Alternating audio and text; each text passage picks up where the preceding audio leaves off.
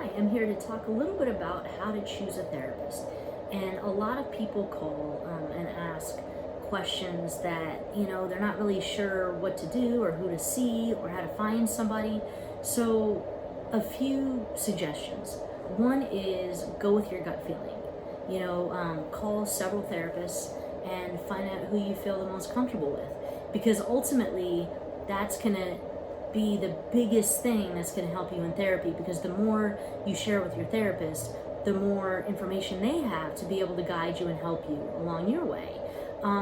The other thing is, obviously, do they have experience in what you're dealing with? Most therapists have a lot of experience in dealing with depression and anxiety, and those sorts of things. A lot of therapists also have experience with attention issues, relationship issues, but even if it's something that you think most therapists would have experience with, ask them. You can email them, you can call them, and see what they say. And then if you can talk to them for a few minutes before a session, it doesn't have to be long, but if you could talk to them for 2, 3, 4 minutes, see what you think. What's your gut feeling on how you feel and if you feel comfortable. And don't be afraid to shop around.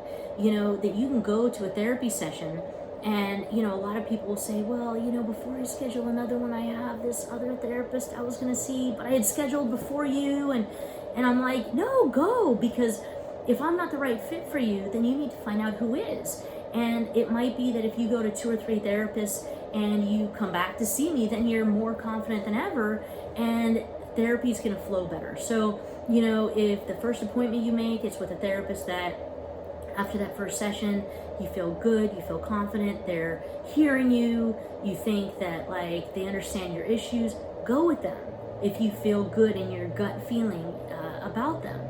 And the other thing is, don't be afraid to tell them what you need. Do you need them to talk more? Do you need them to talk less? It's very much like if you to go get a massage. You have to tell the person, if you want it a deeper massage, a more surfacey massage, what's relaxing to you? What are you looking for? Are you looking for deep tissue work? Are you looking to just relax?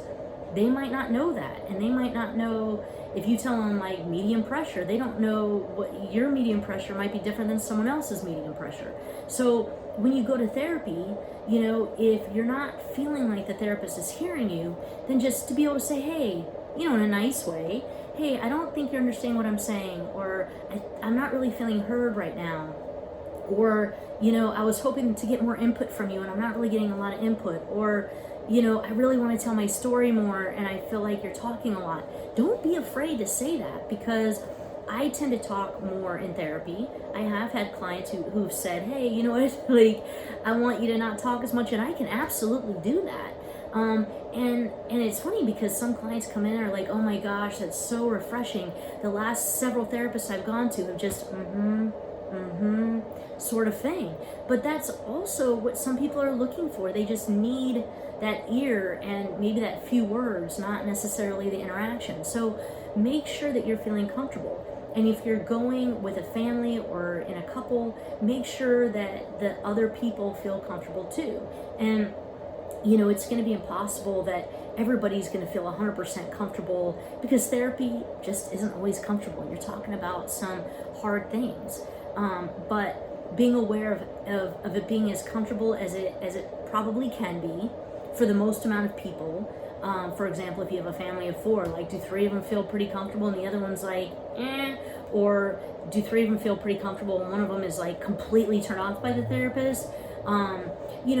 Being aware of that. Is that person who's really turned off by the therapist always turned off by people? All right, well, you consider that, right? So I hope that was helpful, but the main 2 things are making sure the therapist understands your specific issues, and 2, that you have a good gut feeling about them and that you connect. That's equally as important as a therapist having information on how to help you. So I hope that was helpful, and please take care of yourself.